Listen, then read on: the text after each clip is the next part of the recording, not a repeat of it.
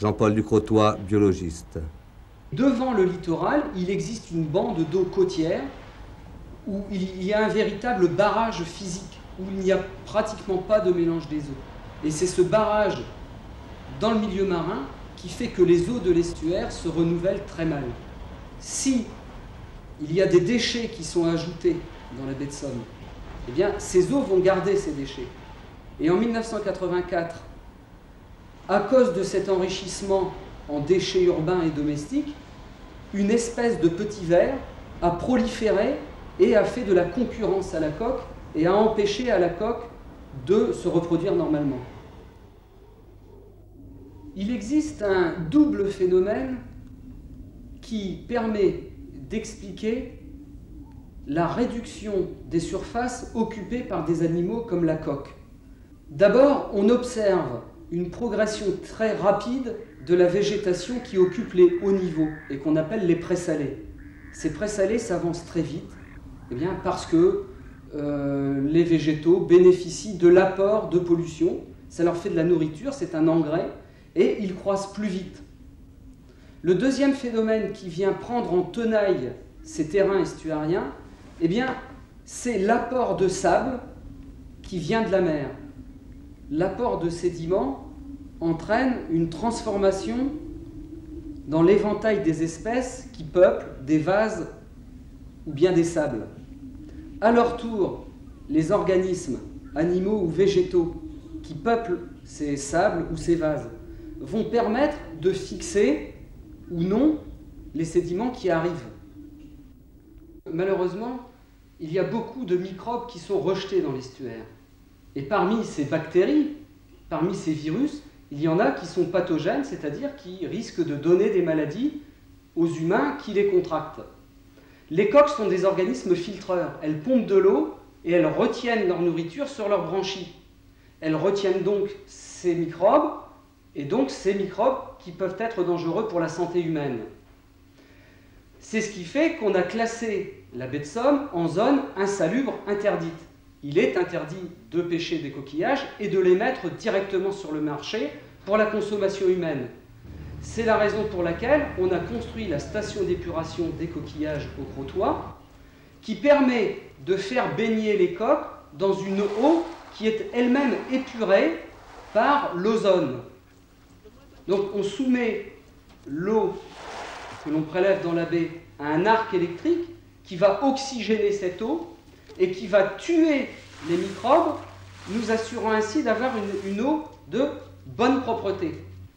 En laissant séjourner les coques dans l'eau des bassins d'épuration, elles vont avoir le temps de laver leurs branchies des microbes qui sont restés capturés.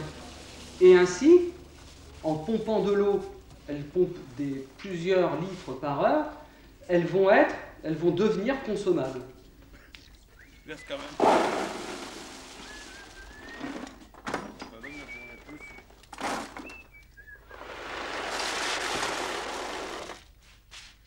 Le remède pour empêcher les actions nuisibles de la pollution, c'est de se débarrasser de cette pollution. Et cette pollution se présente sous plusieurs types. Il y a d'abord la pollution bactérienne qui est due aux microbes qui sont rejetés par les maisons, par les activités domestiques. Il y a aussi une pollution chimique qui est notamment due à l'activité des usines.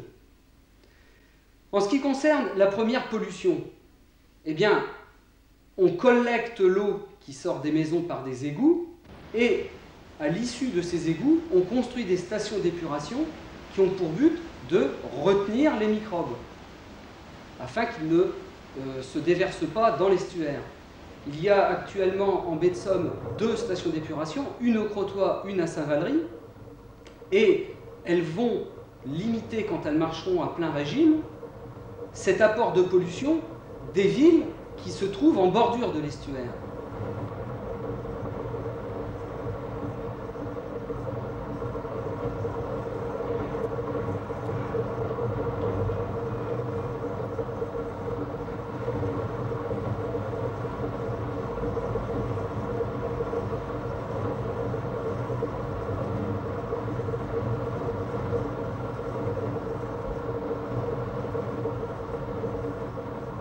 Par contre, il existe encore une pollution qui provient des grandes villes, telles que Amiens, Abbeville et même plus loin, et surtout une pollution qui provient des petits villages et des maisons isolées qui ne sont pas raccordées à un réseau de collecte. Les stations d'épuration représentent donc une grande amélioration, on rejette moins de pollution dans l'estuaire, mais on peut craindre que l'apport qui demeure au travers de ces rejets diffus continue de perturber l'estuaire et empêche d'atteindre la meilleure qualité que l'on souhaiterait voir dans notre baie. Le rôle du scientifique est de proposer un certain nombre de solutions, un choix de solutions aux politiques, aux gens qui gèrent l'environnement, et c'est à ces gens-là de prendre la décision. Cette décision est complexe parce que améliorer l'épuration de l'eau, eh bien, c'est payer beaucoup d'argent. C'est aux politiques au sens large du terme de prendre la décision, à savoir est-ce que la dépense vaut la chandelle.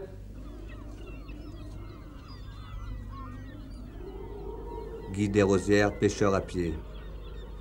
C'est un beau métier. Faut pas, c'est un métier dur, enfin, on n'est pas... Non, si, c'est une liberté, puisque tous les jeunes, ils y restent. Vous n'avez pas un jeune qui va travailler, mettons qu'il s'en va travailler à Paris, ben, il n'y reste pas, il revient. Il ne restera pas, hein. Moi, je suis parti aussi, je suis revenu. C'est une usine sans toit, la baie de la Somme. C'est une grande usine, c'est une usine de liberté. Oui, c'est vrai.